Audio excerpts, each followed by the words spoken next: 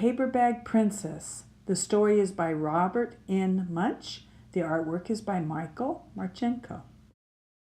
The author dedicated this book to Elizabeth. I would like to dedicate this reading to my daughter Amber. These are some notes she took when she was preparing for a book review. Elizabeth was a beautiful princess. She lived in a castle and had expensive princess clothes. She was going to marry a prince named Ronald. Unfortunately, a dragon smashed her castle, burned all her clothes with his fiery breath, and carried off Prince Ronald. Elizabeth decided to chase the dragon and get Ronald back. She looked everywhere for something to wear, but the only thing she could find that was not burnt was a paper bag. So she put on the paper bag and followed the dragon. He was easy to follow because he left a trail of burnt forest and horses' bones. Finally, Elizabeth came to a cave with a large door that had a huge knocker on it. She took hold of the knocker and banged on the door. The dragon stuck his nose out of the door and said, "Well, a princess! I love to eat princesses, but I've already eaten a whole castle today. I'm a very busy dragon. Come back tomorrow." He slammed the door so fast that Elizabeth almost got her nose caught. Elizabeth grabbed the knocker and banged on the door again. The dragon stuck his nose out the door and said, "Go away.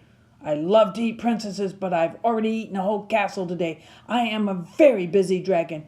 Come back tomorrow." "Wait!" shouted Elizabeth. "Is it true that you are the smartest and fiercest dragon in the whole world?" "Yes," said the dragon. "Is it true," said Elizabeth, "that you can burn up 10 forests with your fiery breath?"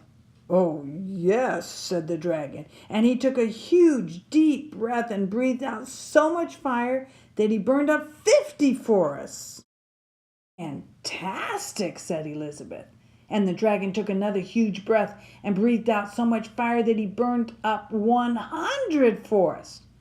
"Magnificent," said Elizabeth, and the dragon took another huge breath, but this time nothing came out. The dragon didn't even have enough fire left to cook a meatball. Elizabeth said, "Dragon, is it true that you can fly around the world in just 10 seconds?" "Why, yes," said the dragon, and jumped up and flew all the way around the world in just 10 seconds. He was very tired when he got back, but Elizabeth shouted, "Fantastic! Do it again!" So the dragon jumped up and flew around the whole world in just 20 seconds. When he got back, he was too tired to talk, and he lay down and went straight to sleep. Elizabeth whispered very softly, "Hey, dragon." The dragon didn't move at all. She lifted up the dragon's ear and put her head right inside. She shouted as loud as she could, "Hey, dragon!" The dragon was so tired, he didn't even move. Elizabeth walked right over the dragon and opened the door to the cave. There was Prince Ronald. He looked at her and said, "Elizabeth, you're a mess. You smell like ashes. Your hair's all tangled, and you're wearing a dirty old paper bag. Come back when you're dressed like a real princess." "Ronald," said Elizabeth, "your clothes are really pretty, and your hair is very neat. You look like a real prince, but you are a bum." They didn't get married after all. The end.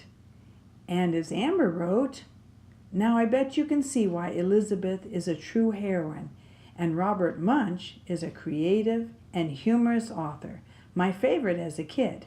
Just remember, a Prince Charming may not be what you need.